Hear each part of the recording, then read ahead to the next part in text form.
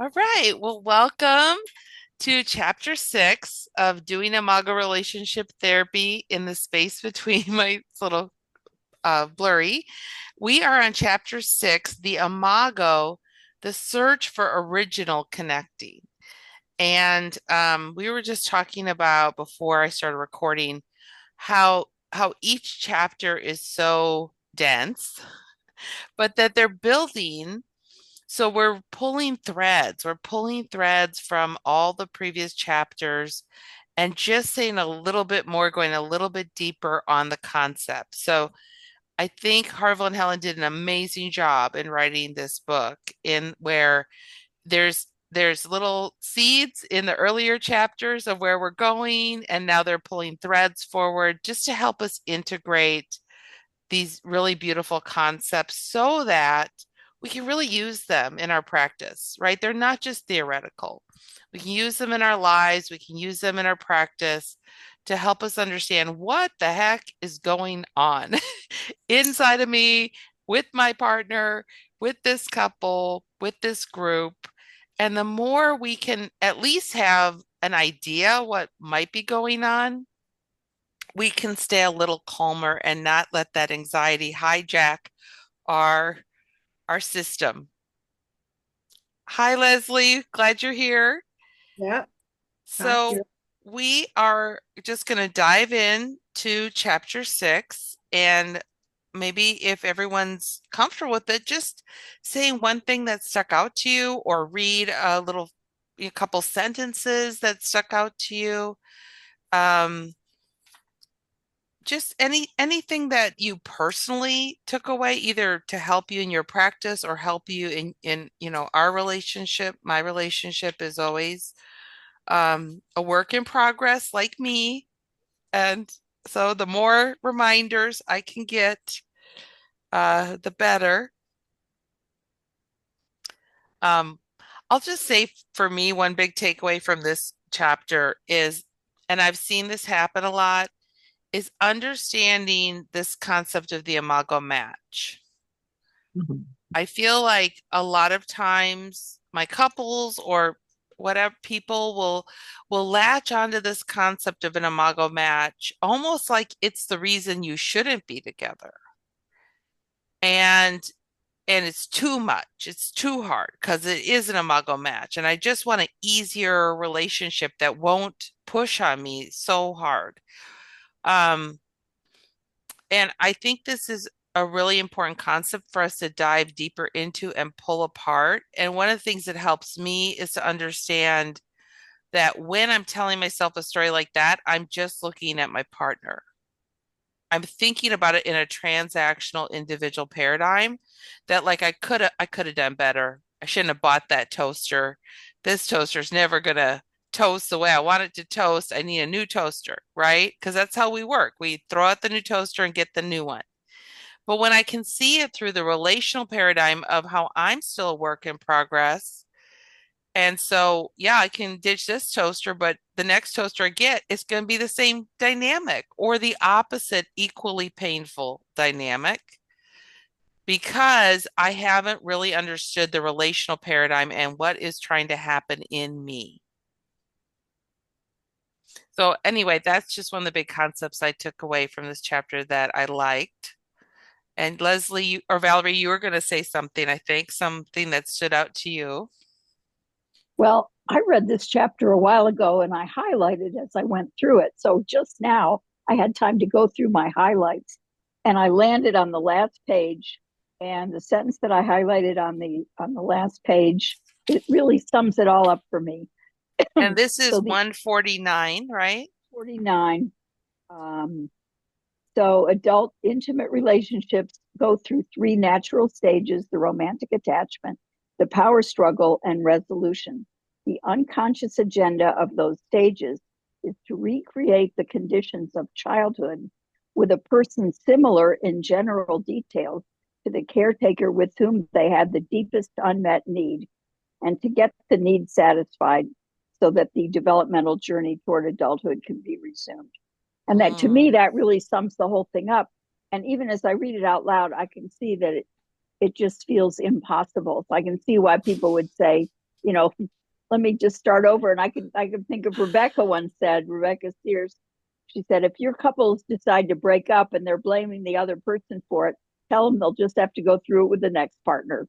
So Yeah. that always stayed with me. And I use that once in a while with my couples when people are teetering, say, Yeah. well, one of my teachers said, so Yeah. You that's can it. And delay it for 2 years, but then different circus, different monkeys, different same monkeys. pain. I was so pissed off the first time I read that and understood it. I was Yeah. really pissed off. So just Well, to let y'all know. Michelle, can you reiterate the or clarify the thing you said about it will be the same or the opposite with another person? Sure, sure. I mean, you're just going to have different problems, but we are still going to have our same unmet need. So, like, I can be like, oh, I'm going to get rid of this turtle and get an octopus, and then I'll be the turtle in that relationship, and we'll just have an equally painful dynamic. So you're saying the manifestation of the power struggle or the dynamics might be opposite, but the underlying needs are the same. Right. So I might get rid of one person and say, oh, great, like, I don't have to deal with this person's overworking. Right? But then I have to deal with potentially them underworking or like, or we stop arguing about money and it goes into the bedroom. Like it's going to go somewhere because this is what Harville's articulating. It's energetic, it's quantum, it needs to be healed. And so I can change partners, but it still come into that with my energy needing to resolve, my developmental tasks needing to be dealt with. That makes sense. And I still like I don't recognize like what would I recognize? Because I think, Valerie, what you were saying in that quote and what I look to see the Imago dynamic, will I recognize the same thing or because like I mean I can see that Imago dynamic with my wife and I. It's pretty obvious. We repeat the same thing pretty much over and over and over and over again. Hmm. Um, Yay! Yay! Isn't that interesting? Yay! Me too. the question that I'm having though is like, I mean, I intellectually understand and know this because one of the first things I asked an Imago therapist, I don't know, 20 years ago was, you know, what happens if I just replace it with, does it matter who I choose? I think I was single at the time, more than 20 years ago now. I said, does it matter who I choose? And basically he said, no, but find somebody you can talk to. I would probably land in his square. Yeah, that having somebody who's willing to collaborate with us is such a gift. Yeah, yeah, such a gift because we can't get there on our own. If only one person's paddling, we're just going in circles. So, yeah, kind of unromantic though, isn't it, Michael? It Leslie, is. you've had your hand up. What do you want to share? Well, so Michael, I was thinking about your question and just laying it over my own experience and then the reading of this chapter, how tied my growth is to the developmental stages of healing. So there's some initial core stage that I was wounded in. I know that's true. I was three. My husband, it turns out, as many of my couples also turn out, to have the exact same original developmental stage of wounding, sometimes a very similar wounding. The difference is always in how they interpret the wounding. Mm-hmm. So, and then that dictates their lost parts kind of thing. And Mm-hmm. it rolls from there.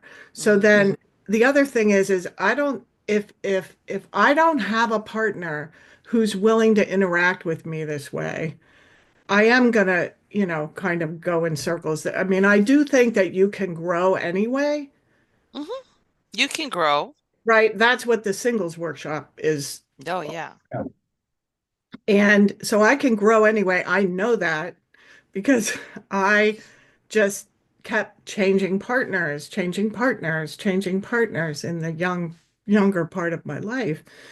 And of course, it wasn't until I did the singles workshop that I figured out why I was going in these circles, you know, and that in fact I could do something about it. And that was really bad news at first, really good news afterwards. And it led me down the path of more relationships where I actually kept doing the same thing, but I was making progress a little bit at a time along. And so what was happening was, in my experience looking back, related to this chapter, is that even though I kept trading partners, because I did keep picking partners that really weren't that either able or willing, and I do think we need two willing and able people in a relationship to interact this way. Hmm. So, um, and the point that Harville makes in this chapter is like we as therapists really need to know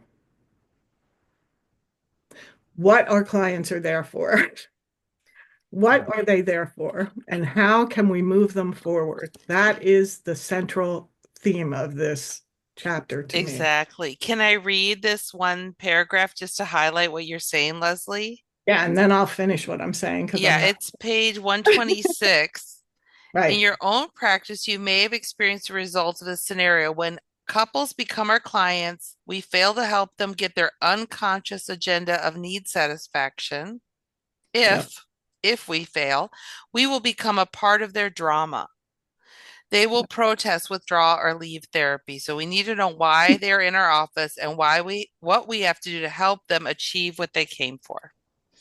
Right. Just to kind of put a Right. little emphasis on what you're saying, and then you can continue. And Michael, I see your Well, hand. well, and then he continues to say that with that you just read, Michelle, he continues to say that if that isn't happening, you, the therapist, are somehow becoming part of Yeah, their cycle. yeah, And the only way that I'm interpreting to get yourself out of that is to go back to identifying once again, what are you here for?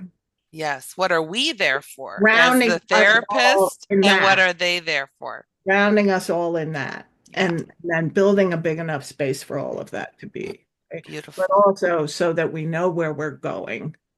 And that's the power, I think, of the rigidity of the structure of the dialogue, which is what he starts out saying in the chapter is like, why do we, what does this all have to do with dialogue? And anyway, that's my take. But what But beyond that, Michael, I guess what I wanted to say, couched in all that to you is in my opinion, experience, personally, professionally, it doesn't really matter how many different partners you have, or if you have the same partner for many, many years, you are going to cycle through these things over and over and over again. So, Until you know why you're there. yeah, until you know why you're there. And but then so what happened to me is once I started to know why I was there, which for me, the big awakening was the singles workshop when I was Oh, and 27. let me just clarify, that is keeping the love you want. That's the name Yeah, of it. It's not just for singles, it's for any individual. There's a couples workshop, but any individual can attend that workshop. And I highly recommend that you do both if you're partnered. I feel it's so powerful. So, yes, thank you, Leslie. right. And a lot of Imago therapists also use that workshop, which I'm intending to do soon as well, Yay. as like a like couples workshop Mhm. 102. Yeah, no, it's really Like it's a powerful. bit because it's so much deeper, I think, than the couple Hmm. in Yeah. so many ways, but it gets so much more focused on me in Hmm. a way that's very intricate and powerful.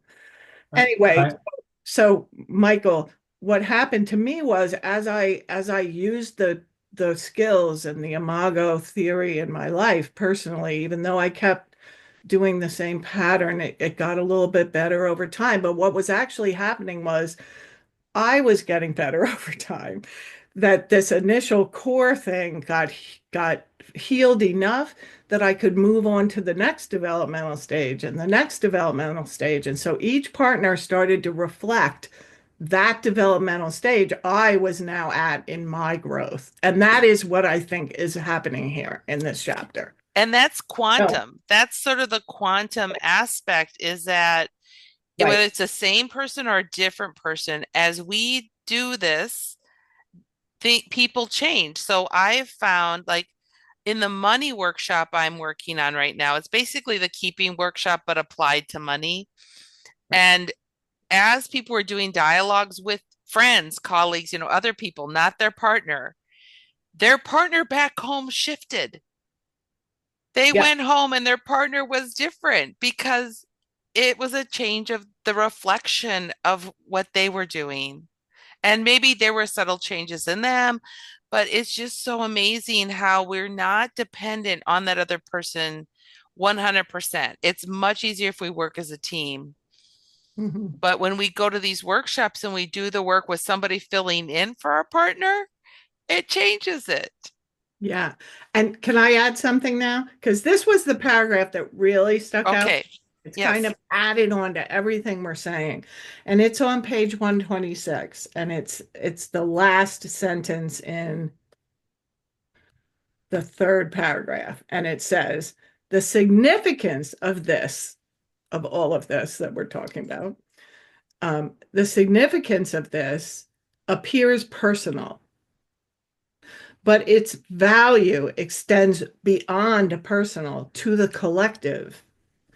And it is an essential element for humans to move to our next developmental stage and for the human race to move to our next stage of social evolution, which we certainly need right now more than we ever did. Yeah. Yeah.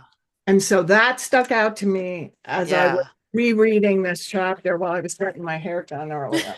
Like Your it? hair looks great, by the way. Michael, did you want to come in? Yeah, just one thing about the why are we here? So as a non-therapist, what stood out to me when I read this chapter, well, in a sidebar, this I found this to be the easiest and quickest chapter. I had just reread it as well, Leslie, Yeah. and all the chapters before this, every sentence was like, oh, like take hours and repeat it over and over. But this chapter, I just whizzed through it, and then I could whiz through it again, and I don't know. That's just an aside. The thing that stood out to me about the why we're here, now I'm making up a story that you as therapists have a bigger why you are here than what I heard in the chapter was connecting. The why we are here is connecting and Hmm. reconnecting and reconnecting. And so what I got as a non-therapist was as long as the therapy session enabled some connecting, then we're Hey. then that's why we're here. And if Yes. we do the dialogue, theoretically, we are experiencing connecting. Yes. Yes. That's right, Michael. And I'm just going to add that the other piece of that is what gets in the way of the connecting, which is what the whole book is about. And it's usually related to the stories we tell ourselves, the unmet needs, the adaptations. These things get in the way of the connecting and keep the couple from being able to stay in dialogue, Right. attuned and present to each other. So that's really what we're navigating, is helping that couple stay in the dialogue, work with the parts that they're struggling with. One person may struggle to slow down, another person struggle to hear, another person struggle with storytelling. But the thing that I think we're highlighting here that's important is that my unmet needs, my repressive messages, my anxiety will interfere with my ability to help that couple hold the structure in order to connect. Either we'll hold it too tight or too loose. I'll disappear or I'll be too invasive and I'll stop some process from happening because of the reasons I'm there. I need to be smart. I need to save somebody. I need to protect somebody. Whatever my history is, if I'm not aware of it, it's going to come unconsciously into that space. Make Yep. sense? Absolutely. Yeah. Okay, great. Latressa. Is it So for Latresa or Latressa? Latressa? Teresa, Latresa. Teresa, Thank you. think of Teresa. Okay. Okay. Good. Good. A lot is going in my brain as I'm hearing everyone talk. So I'll start with the first thing that came to mind. I think when I heard a couple of you talking is about needs. So in being single, it's important to understand what our personal needs are. A lot of us get in relationship looking for people to give us things that we're not aware that we need until we're in these unhealthy dynamics. And it's like it's you. And talking to singles, it's amazing how many people do not know. I have a list of what am I attracted to? What are my needs? Right. And people have a really hard time. So we spend some time identifying that. What I learned about myself post my divorce of like, let me just be single, let me just focus on me. And then I started back dating. And because the person that I dated had been with someone who had an affair, my ex had committed adultery. So this is how this played out.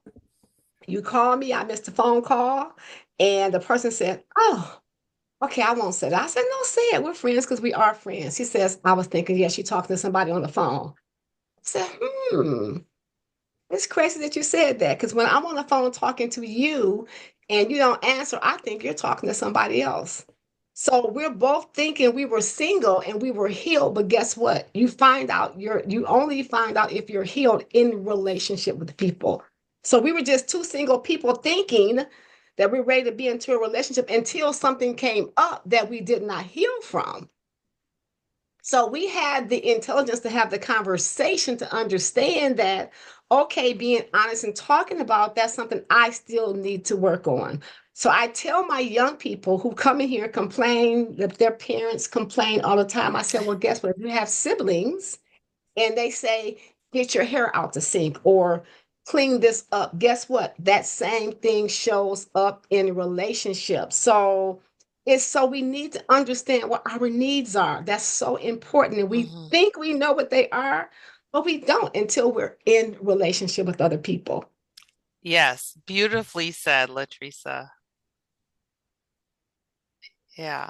So I'm just going to mirror you because I think you had more thoughts. But what I heard you say is that when you're working with singles, you're shocked that they don't really know what they're attracted to and why they're attracted to these people and what their unmet needs are. And when they do the work to understand that, it's helpful, but also we really can't fully know until we're in the swimming pool and we're actually swimming. We can study what it might happen, but we don't know until we're in. Am I with you there? Yes, you got me. Yeah, yeah, yeah, And this can work with friends, with family. It doesn't have yeah. to be a relationship. No. It's just if I'm the common denominator, if I keep picking the same type of people, Yep. what is going on with me that I continue to be in this? Yeah, This person is not ready to be in a relationship. This person is me. Whatever comes up, I'm the common denominator, yeah. right? And so Yeah, once we we are. start to do stuff, then we can understand what is happening and what needs to heal within us, Mm-hmm. right? So I Mm-hmm. really love this because I don't know about you guys, but most of my couples are always saying, it's not my childhood, it's him or it's her. So, Yeah. Well, it's both. It's both. but they're It not really is. good And at it that. needs to be. That's what the chapter highlights is our Imago match needs to be also about that person so that we can do that work. But that's why I love this chapter because 126, now I'm all for going back to basics. I was just talking about in our Michigan group, we just happened to meet today as well. I love going back, and someone had shared, like, hey, who can tell me how they start? If you go back and just go back to the beginning with your couples, it's so healthy. It gives you a new, fresh curious mind. You're not caught up in the dance, so to speak, right?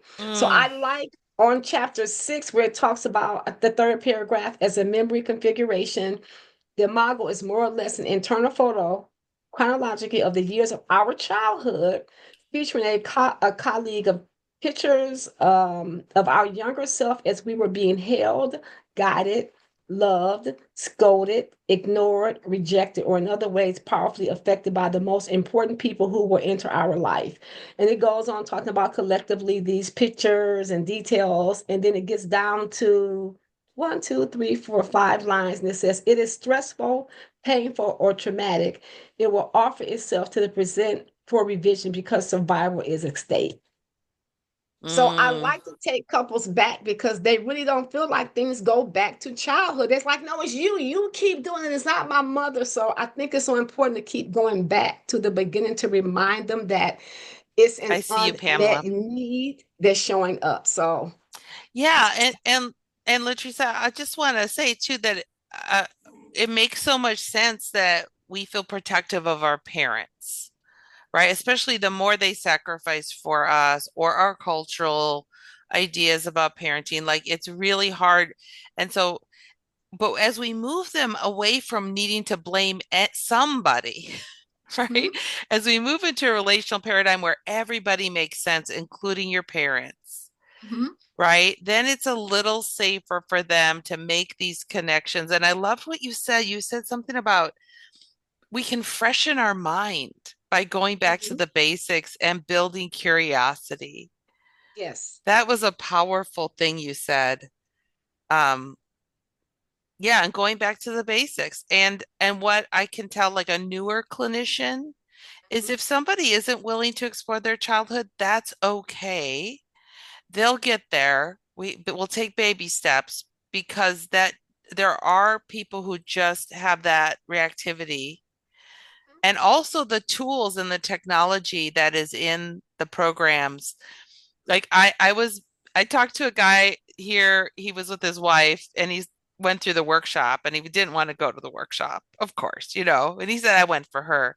But then he was like, "Oh my God, I like give me flyers. Give me flyers," because it was so helpful to see this list of 10 things, pick one, plug it in over here and have it make sense.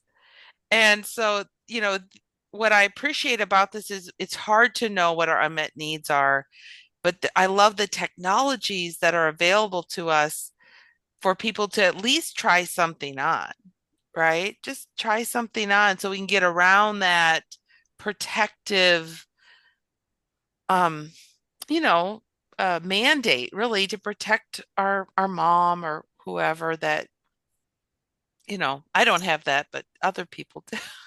They don't want to criticize their mom. Yeah. Pamela, did you want to add or Well, sure. I just wanted to say one of the things I like about the chapter is that he also talks about the positive, yeah. I'm on 136 here when he says the not so lasting power of romantic love, that paragraph. Two people can be sure they are an imago match if they fell in love.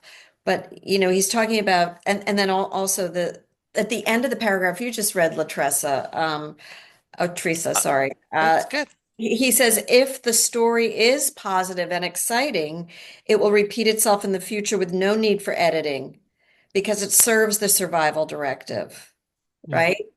That's important too. Mm-hmm. And that really helps our couples, especially when we haven't used the R word resistance, but when they don't want to look at the wounding.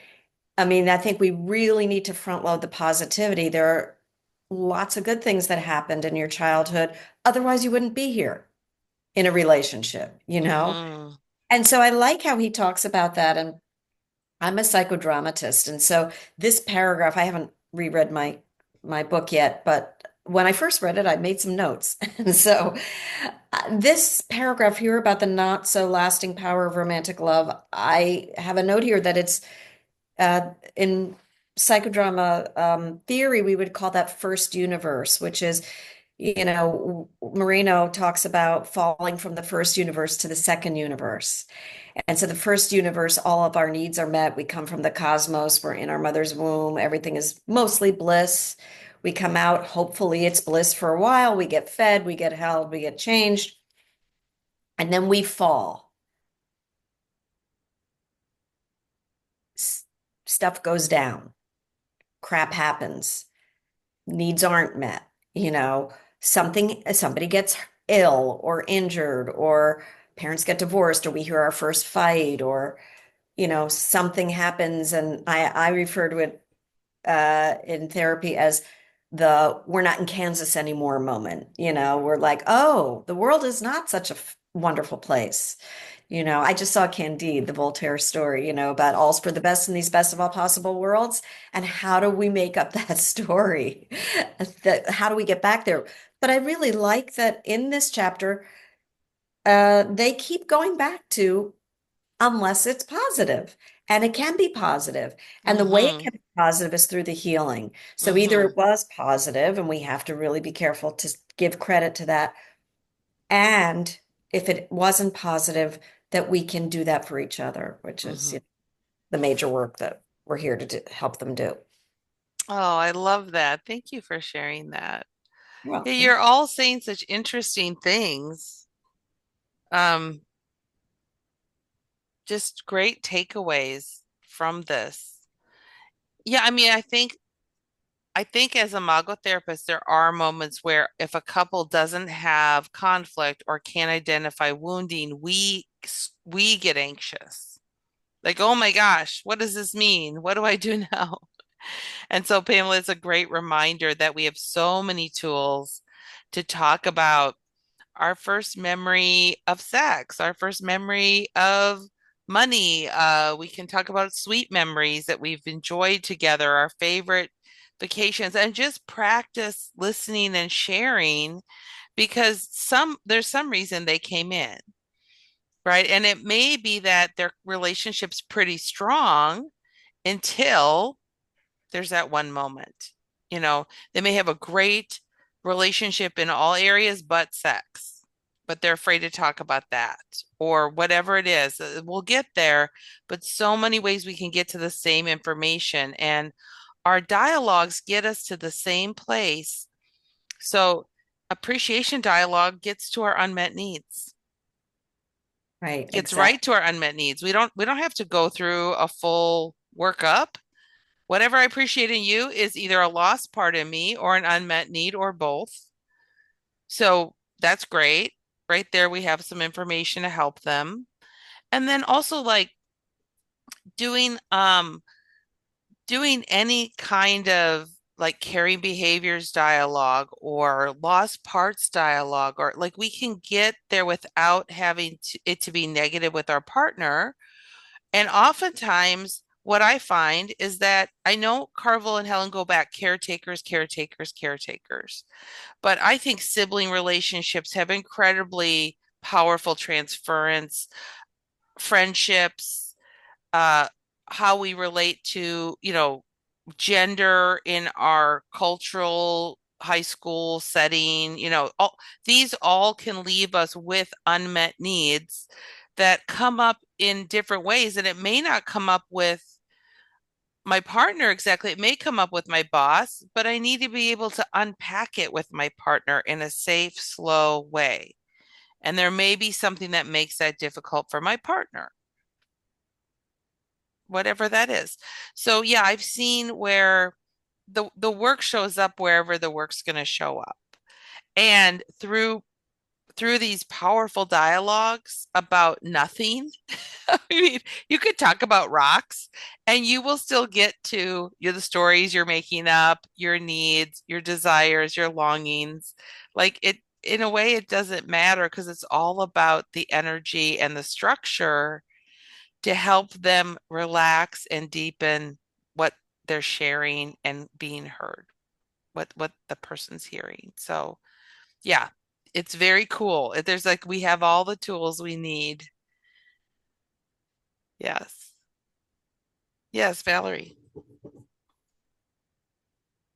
Um, I've just noticed as a phenomenon, after doing this for a while and having people, you know, move through their therapy, what I've noticed is that sometimes couples appear polarized. And that's one of the points of this chapter is that we're polarized with our partner. One person will say, my childhood was so harrowing. I was beaten, I was raped, I was starved. And the other one will say, I had a normal, happy childhood. Everything was fine. And so I think that is that protection of the parents and of ourselves in that. And then over time, what I've noticed is that oftentimes the person who said they had a perfect childhood will begin to be able to recall um, experiences of wounding, experiences of lack, or experience of invasion, which this chapter also emphasized. Some of us had more invasion experiences, some of us had more neglect experiences. So, but it all kind of evens out. And then when people have really restored their connection to a considerable degree, then I start to hear happy memories of childhood that are genuine. And Hmm. and that's when I say to my people, of course, we all had some good in our experience, or we wouldn't be here. I say that very same thing. And so, to me, that's an indication that the work has moved along and that there's more sense of acceptance of themselves and their partner. Mm. It's just something I've noticed over time. That's so beautiful, Valerie. Thank you for sharing that. I agree. I've seen similar things, and we can see that in other modalities as well, like in group therapy, EMDR therapy, as we sort of heal parts of ourselves, we have more access to positive and negative, and they're integrating. And then when they're more integrated, we have more choices. We don't have to be all good or all bad or make the other person that way, including our parents. I Michael, I did you think want to add? yeah, I think it's really important that we at least don't miss the part about perception. Like Mm, all these things that make up our story aren't necessarily real. yes. And that, to me, that's a really significant thing that not only because, I mean, all of us tend to believe our stories pretty strongly, um, but the fact that we not only have this construct that puts us into that we search for this image, but that image is made up. It's not necessarily actual. I don't Yeah. even know how to put that Yeah. specific word on it. Yeah. Um, so we're a fantasy looking for a fantasy,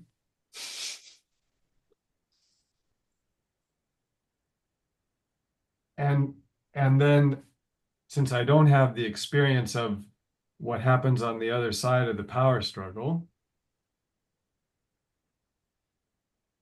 um, and well, actually, so what makes more sense is when I heard Harville and Helen say somewhere along the line, if you were consciously aware, you would run the other direction when you saw, when you'd hightail it out of there when you saw your partner.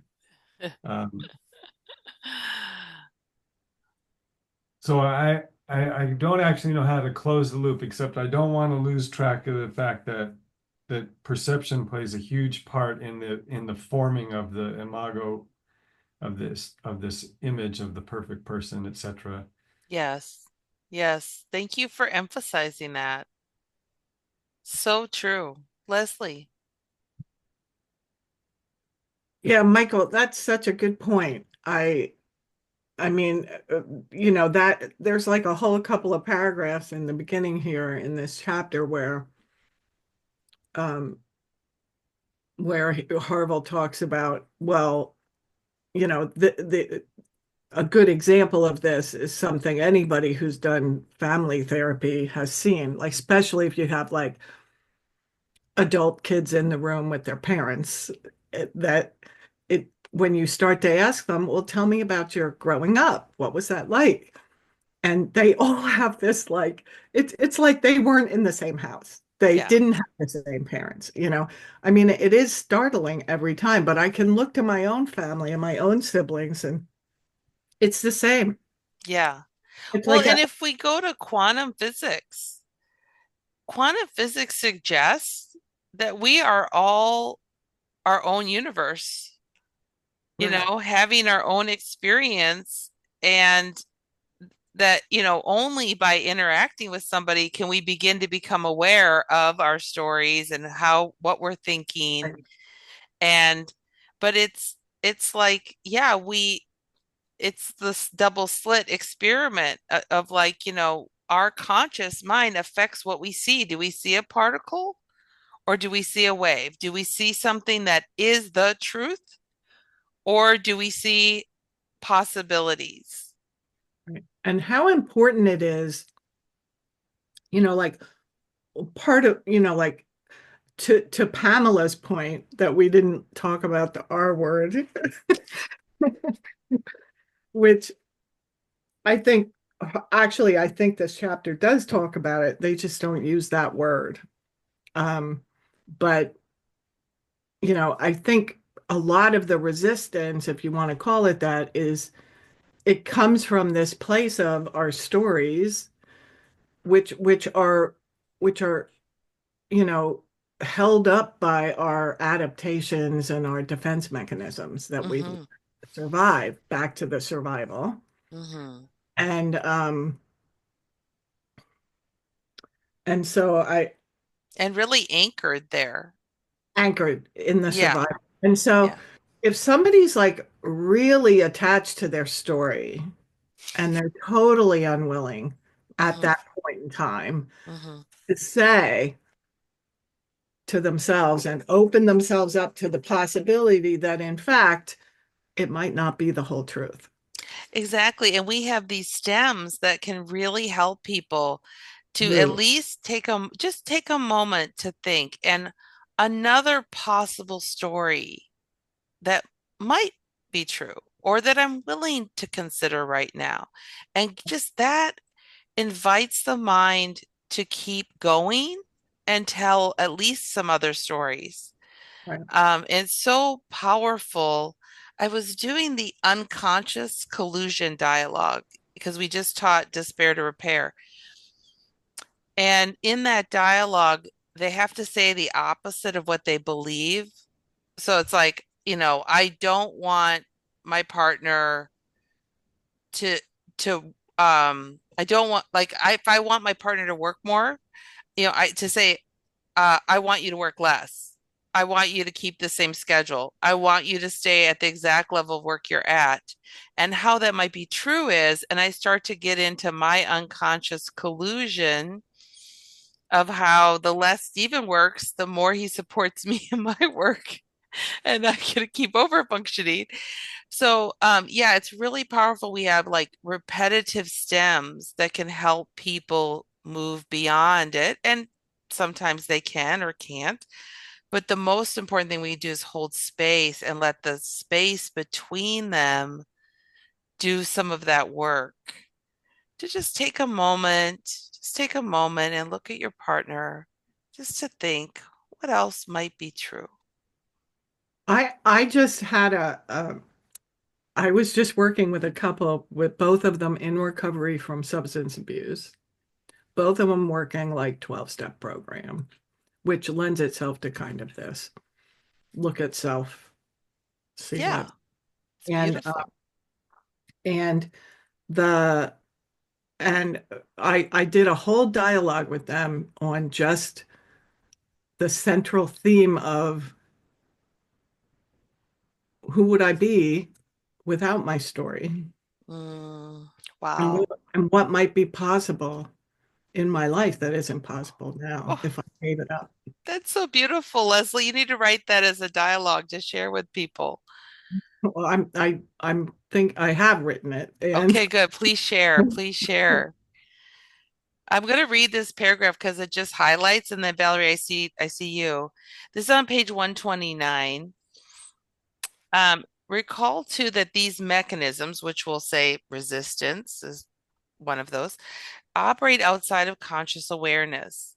This means that when partners become defensive toward each other, as is typical during a power struggle, they are not even aware that they are defending themselves or what they are defending themselves from, or even that they are defending themselves. They are just telling the truth as they know it. Humans have this tendency to forget or repress the painful memories stored in our imago and to be blind to their reappearance in their adult relationships. And I think that is really the power of any of the workshops is it sort of peels back that layer and you get to start to consider, oh, maybe the reason this bothers me in you is something to do with me. And maybe it has something to do with an earlier memory, whether that be with a parent or a third grade classmate or whoever, and it's stored there. And you're helping me heal it because you're bringing it to my attention. And then we can celebrate that conflict is growth trying to happen. But that is a tall order. Yeah. Yeah. Typically, I'm not going, yay! Mm. Valerie, what did you want to share? Right. I love that one you just highlighted, and I forget what I wanted to say about that. But what I wanted to say originally is that what also is emphasized in this chapter is that the most intense longings are coupled with the most intense fears.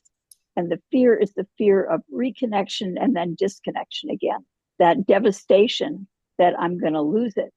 So I may fight to keep myself from feeling reconnected with my partner because I'm afraid that once again, just as in my history, something happened to shatter it. And that really resonates with me in my own experience and also with couples. So I don't tend to use the word resistance. And it's interesting because I come from a psychoanalytic background and they talk about resistance all the time. But I really look at it as terror, and that helps me to be softer and not feel like it's a contest or Yeah, so a resistance as balking. terror, Yeah, and that's connected to longing. yeah, yeah. Just when I begin to think, to me, that's one of the main points of this chapter. Once I begin to think, maybe this time I will be understood, maybe this time I will be loved, comes that fear. I know the whole thing's going to break down again because it always has. And the more so the person is an imago match, and what they say in this chapter is if you ever fell in love with this person, they are an imago match, then that brings the danger even higher. Oh, yeah. So we can be tolerant of that stuff. If we're aware of our needs. If I have that therapeutic zeal, I have to prove I'm good therapist or I'm smart, whatever. Ah, It's much harder to see past the resistance to the terror. So I'm so glad you highlighted the terror and the longing that's there behind the resistance. Pamela, what did you want to share? Uh, so in psychodrama, we don't use the word resistance. We call it lack of warm up because there's a lot of emphasis placed on warm up. So in warm up, it's all about resourcing. What do I need? When is the right time? Who could help me? What am I missing? We just go back to the drawing board. And so the therapists are trained that if a couple or a client isn't where we think they should be, we haven't warmed them up adequately. Mm-hmm. We just need to ask more questions. Mm-hmm. Right. And so just to translate that into Imago, rather than asking questions, we turn those into stems and we get them to dialogue about it. mhm. And we will hear protests that they're not warmed up yet to us saying, this mirroring, or I don't like this, and you'd be like, great, just tell your partner. And what I'd prefer is, and what would help me, and what I might need. And, like, so we do the same thing. It's just that's how we do it in Imago. Is just feed it back into the space between them and give them some stems and get them talking and listening. And then they'll warm up. And then we don't go deeper Right. until we know why that fence got put there. Like, you don't tear down a fence until you know what it's holding back. Because you tear down that fence, you may have a bull in your backyard. So we kind of just keep going at their pace, attuning to them until you feel they're ready. And what I find is that couples will spontaneously start to go to their childhood as they do Mhm. more of the worksheets and the workbook. They'll start to get it, and then I don't have to lead them into the deepening. And one other tool I just want to really highlight here is to only deepen into the positive or vulnerability, never deepen into the pain. Right. So we never say, and what I really hate about that, or, like, we don't deepen that. We try to pull it towards, well, what I would rather have, or what I think might be possible for us if I got that, you know. So this is really great. We're getting, like, how do we work with the energy in the space to help them? And I love what you said about the first universe, second universe from Moreno, because in Imago, we talk about the cosmic journey and the return to connecting, but something about falling from the first universe is very powerful visual image. And also for me, highlights the idea that we can't really ever get back. Once you fall from the sky, you're not going all the way back there, but that we long for that. We long so much for that, not just with our partners, but like you said, Latricia, with our friendships, with our colleagues, with our neighbors, with fellow man, to just have peace and love and freedom and all the things that we had at some point before we embodied. Yeah. Well, I know some people have to leave, so just um before you have to go, is there anything you want to share? And then if you want to stay, I'll be here. We can keep going. But for people who are leaving, what do you want to share? I just want to thank everybody. I have a 1 o'clock phone call that I'm expecting Eastern time. If it doesn't come in, so much the better because I'm enjoying this so much. I'm enjoying each person's comments. I really appreciate it. Thank you, Valerie. Yes. Great to have you here, Valerie. I'm Hmm. glad you keep coming. Keep coming. Pamela, it's really nice to see. Thank you, Leslie. Let I don't want to Latricia. Latricia. Teresa, Latricia. Okay, thank you. I don't want to pronounce your name wrong because then it gets in my brain and it never I'm changes. used to it. I just go with the flow. It's okay. I Mm, love No, that. I I really love want that. to get it right. So I'm glad you're here too, everybody. Hmm. So good to Hmm. see a bigger group. Yes, Good to be and back. I'm gonna set dates for May 30th, same time, because I'm going, poor me, feel bad for me. I'm going to the Netherlands for the faculty meeting. wow. Yeah, really, it's terrible. Um, so I won't be back until the end of the month. So I wanted to be back and a little rested from time zone shifting. I can't do May 30th. I'm so bummed. Oh, you can't? No, because we're gonna go see the Dave Matthews Band. I bought surprise tickets for my husband, and we're going biking the whole weekend in Ohio to see him. Oh my gosh. Okay, well, let's hang on. Just let's look. I know because I'm bummed. So change it just for me. That's what I I look. do want to change it just for you, Leslie. How about the 23rd? Is that better? The week before? Yeah, Okay, good. I might be brain dead, but I'll be here and I'll we'll do the 23rd. thank you. Yes. That works better for me too, so thank you. Good. See, the space always has the most intelligence. Do you always use this Zoom link for these Yes, meetings? always this one. Great. Yeah, because I have That what do you call it? an account? Oh, here's Amy. Good. I have a waiting room. So Oh, if you pop in at the wrong time, I'm not bringing you in, but yeah, yeah. you No, can always that's pop great in. because then if we know that, then like last month we could potentially not Exactly. have that happen. Exactly. Hi, Amy. Yeah, thanks for Hi, sharing because I'll save the link because I was one of the people trying to get in last week. So good. Thank you. Yes, yes. Always the same link for everything that I do, for everything. So Okay, if you're good. if you're just feeling nosy one day, just pop in and maybe I'll let you in. Okay, be careful. Okay. We were talking about the resistance, right? And I had wrote down before we even started talking, to me, it's an unmet need. I think resistance is just, it goes back to that. Don't know what I need, I'm not getting it. And so I Hmm. don't know how to verbalize that. And I love when you were reading on 129, the a paragraph about recall. The very next one sort of goes back to what we were talking about with the unmet needs and going back.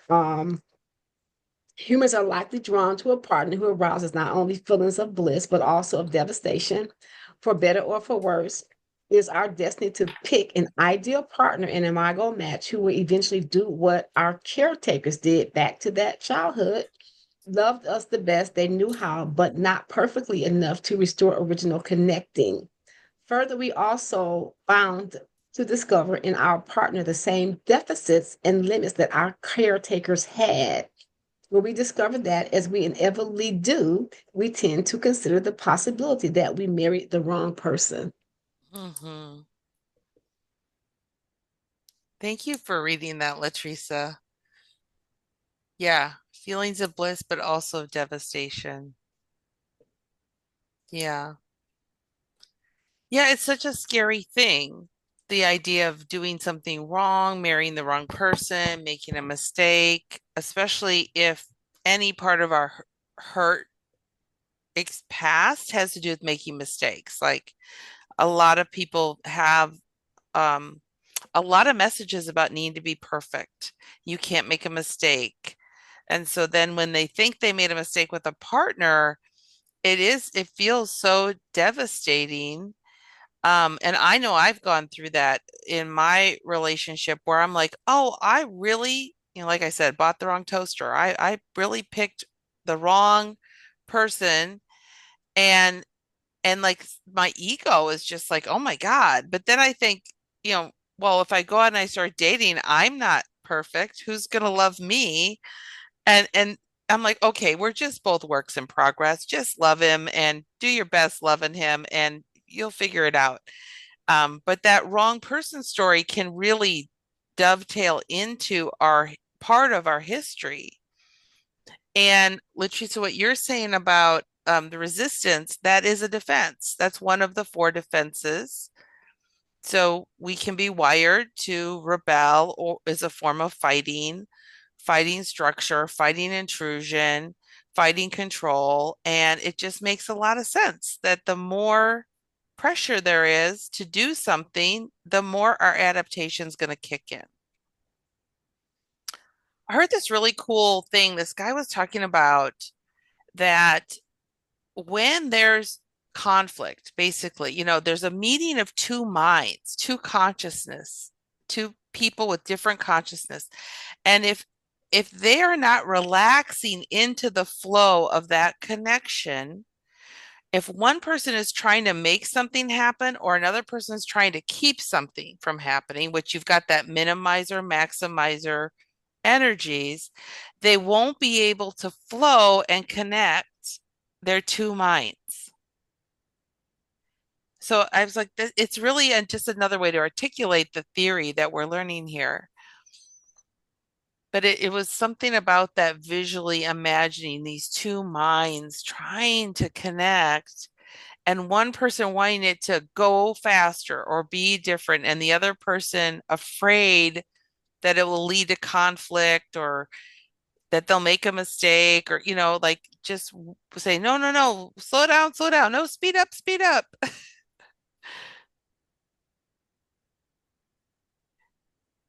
And I'm just pretty convinced at this point, which might be more about me than anything, but just that like slowing down this process is never a bad thing. It's just never, ever, in my opinion, it always leads to something new. And any kind of pressure on myself to speed up and do something, get something to happen, tends to sabotage the whole shebang. Um, in my relationships and working with couples or groups, the more I can just relax and be in flow and be curious and trust the space to make whatever is going to happen happen. And it will let me know when I need to add a stem. I will know that if I'm relaxed. If I'm anxious, I will probably miss the cue. I'm feeling very validated by all your nodding. Thank you. Yeah. Hardest thing for a maximizer to do is to slow down. Bye, Valerie. Hope you have a good call. We knew she had a call, so. She left, but there was something that she said a long time ago that triggered a memory of mine in terms of success, fear of failure. Like when people express fear of failure, they're really more often than not expressing fear of success. Yeah. And I made the connection to our difficulty receiving love. When we fear not being loved, we're actually fearing being loved. Mm-hmm. Somewhere in there, I thought it was Valerie who she Yeah, it was. made a point. Mm-hmm. She's so Um, wise. yeah, I wish she was here to hear that. Yeah, who Maybe is it? she'll listen. Maya Coleman says, I don't know if it's her saying, but I think it is. yeah, and she says we much prefer the hell we know than risking, or I might not be saying it exactly correctly, but rather than risking having what we really want and losing it. Mm-hmm. Yeah, and that's what makes life so interesting, right? That the thing we fear, we secretly desire, it's a pretty true, pretty true statement, or at least worth exploring, Yep. Mhm. you know. What if you did get rich? What if you did lose everything? What if you know, Yep. did have the love of your life and then lost? Like, would it really be worth sabotaging it now? Um, Yeah. Comment on the word resistance. You've used it a few times. In polarity therapy, which is a body work, they used to say that where there is the most resistance, there's the most love. Oh. And I wonder if maybe if you notice wherever the resistance is to see if there is sort of the reciprocal thing that it's hiding is Mm-hmm. Or So the if I most longing. yeah, if I think of love as an energy, deep, if I go back to this energy model that we're dealing with here, if I think of love as an energy and I think of anger and hatred as an energy, they are opposites. It's like the front and back of your hand. You know, Mm-hmm. I never think that people are complete about something as long as there's a lot of energy behind it. Yeah. Yeah. So when people are really complete about a past relationship, they're pretty indifferent. They're not activated by it. Yeah. Mm. So Easily true. talk about it. I want to highlight, I'm just looking at the index. Um, Harville, as we start to get into the clinical work, he does have references for resistance. He does talk about the resistance to different aspects of the dialogue, overcoming it, overcoming the resistance to re-romanticizing. So I think, he's analytic in his background. I think it makes sense that it's a part of the theory. It's simply a description of friction, right? There's just some friction to movement, and it makes sense. We don't have to push against it or whatever. But what Pat Love would often say is she would say whatever we need the most, we resist the most.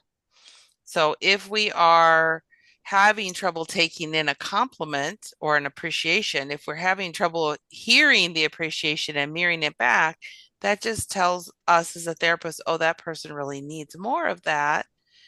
And it took a long time, like in my own relationship, Stephen would be like, you don't send me appreciations. And I was like, oh, well, let me work on that, you know? So I started to become more conscious and do like daily appreciations multiple times a day.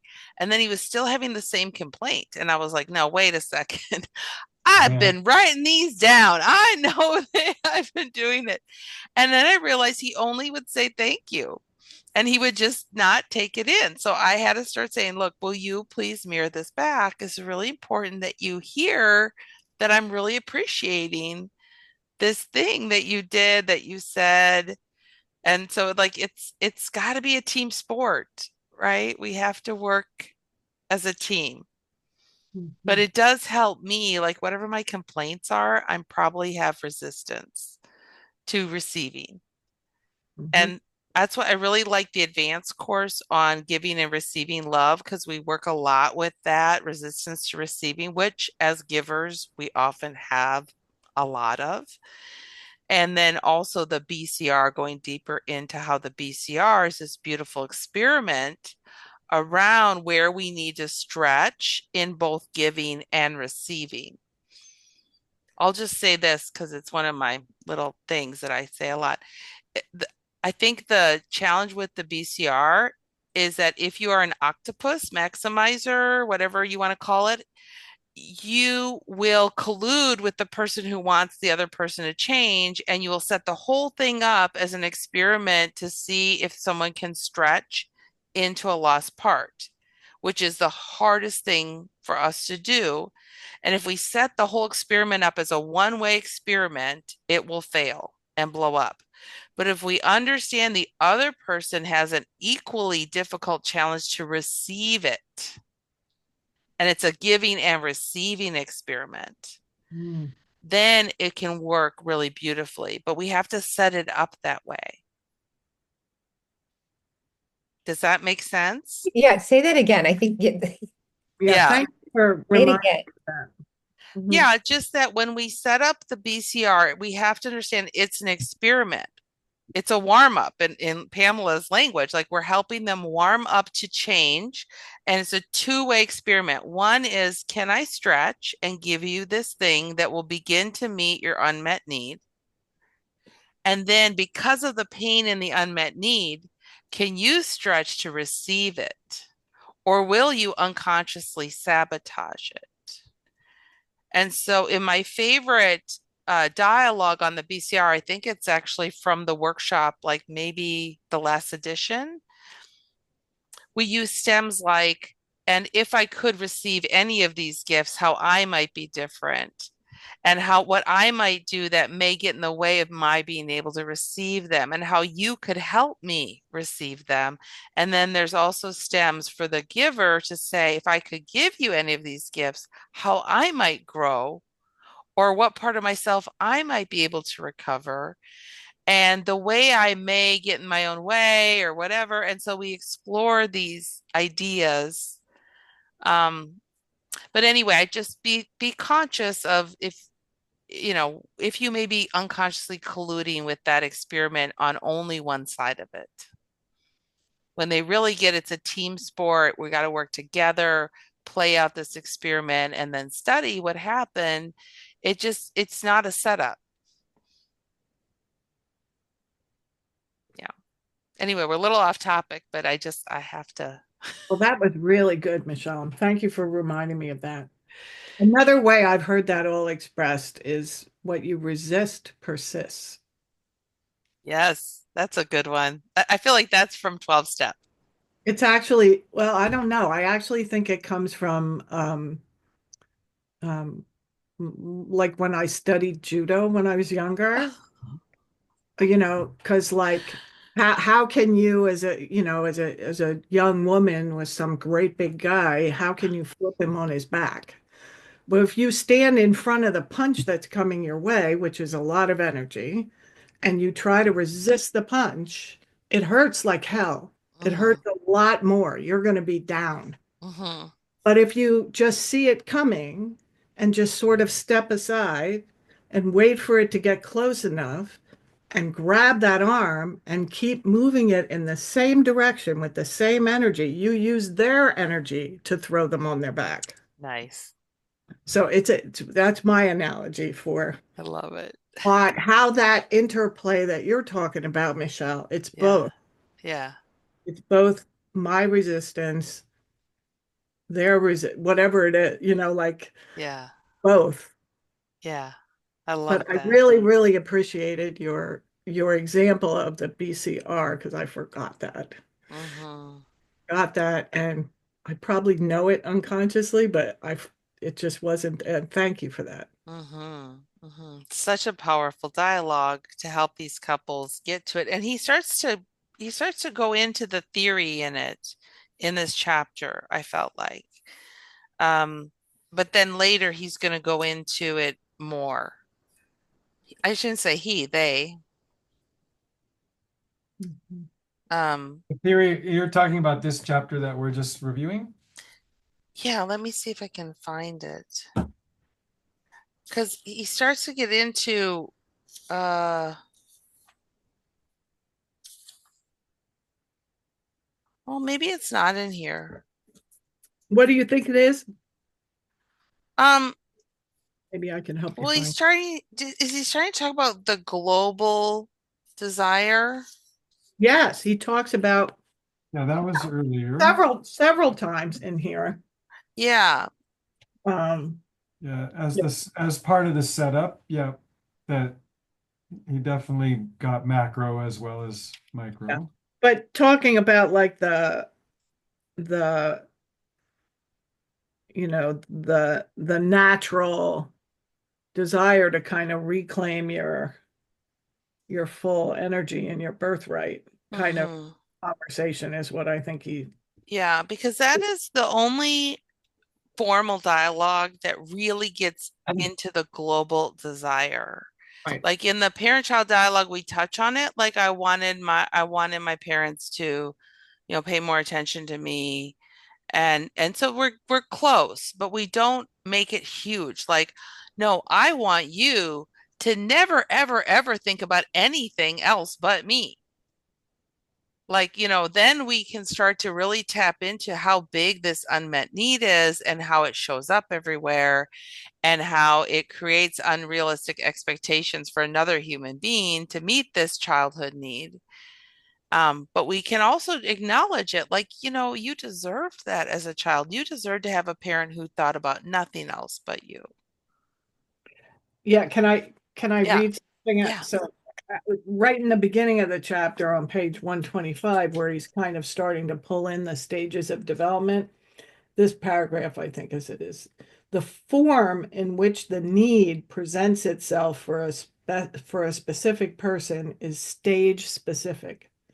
Whenever the need of a specific developmental stage was not met, progression through the stage was stalled, and that impacted progress in all subsequent stages, which is what I was talking about earlier. The Mm-hmm. resumption of the developmental flow requires the satisfaction in adulthood of the generic need in the stage specific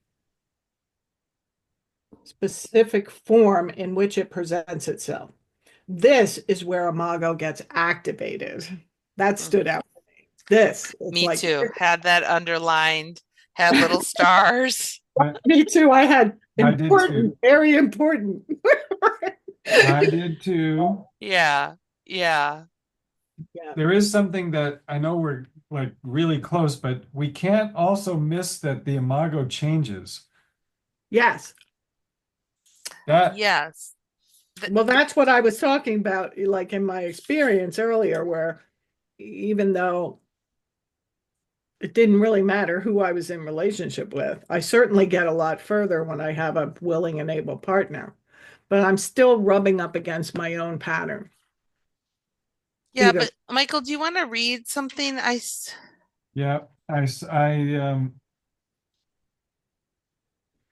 agree. That's a really important thing. Yeah. So Um, therefore, on the bottom of 127 onto 128, therefore our imago is not like a handprint made in freshly poured concrete that Yes. once dried remains as a permanent fixture. The imago can change if or when the child experiences new and constructive experiences in their social environment.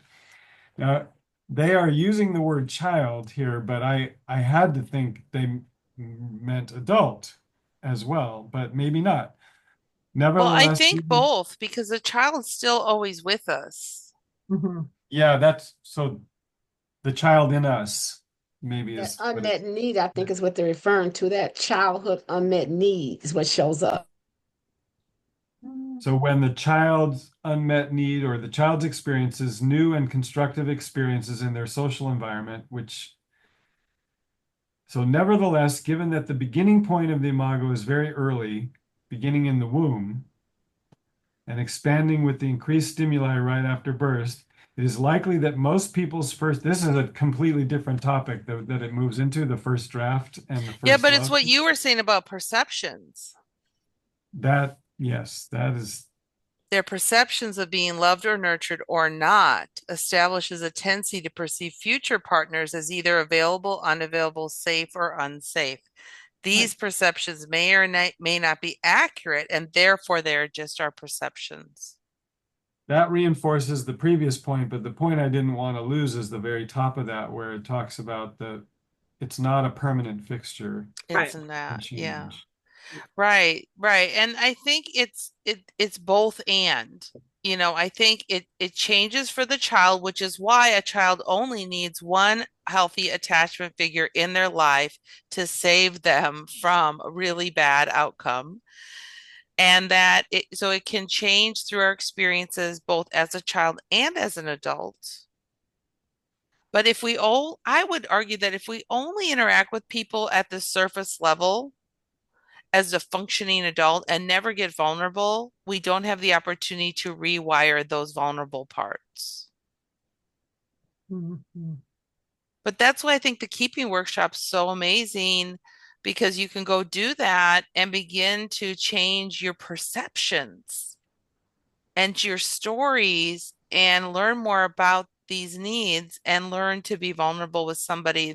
Maybe there's not as much at stake, like you said, to love and lose it. It's a little easier. I hope I will want to remind you that the 365-day companion to keeping Oh, is a yeah. really, I really great ordered tool. that. It's a really, really, really great tool. I want to highlight this at the bottom of page 125. I mean, we could talk about this chapter for weeks, I think. Um, we will maximize or minimize our energy in protest, basically, repeating this idea of not getting our needs met. If the protest fails to elicit need satisfying responses from our partner, as it did with our caretakers, we will Yeah. adapt by escalation or confrontation or by withdrawal or some other exit from the relationship as we did in childhood.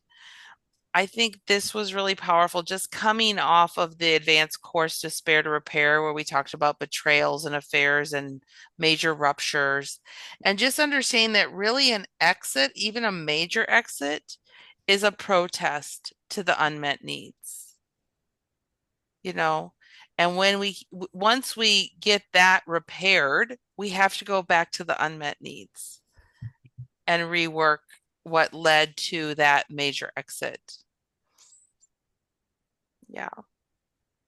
I love when he pulls little threads, when they pull little threads from the past into the chapter, because it's like, oh, there's exits. This is how exits relate to what they're diving into right now. Well, okay, last words. We're gonna end. It's so sad, but we get to see each other in May. May 23rd. Amy, I changed the date to the 23rd, so I'll Thank I'll you. put it in Facebook and all that, but what That's my else? daughter's birthday, but hopefully, what day of the Okay. week is it? It's a Friday, Friday. same Okay, time. okay. Yeah. By the way, I love your office paint. Oh, It's thanks. awesome. I feel like that has a reflective energy. Good for money. That's good for money. Oh, thanks. You know how I like that, Michelle. Yes, yes. By the way, okay. Well, I'll tell you when we stop recording, but I've sharing, And sharing. the next, it's noon to 1:30 on the hmm 23rd. hmm And hmm have the audio, so I'm getting there, guys. This is a lot. It is a lot, but I'm so glad you come and just sharing and talking with each other it really nurtures my soul. Yeah, I appreciate you guys being here. hmm Thanks for holding it. Okay, I'm going to stop the recording.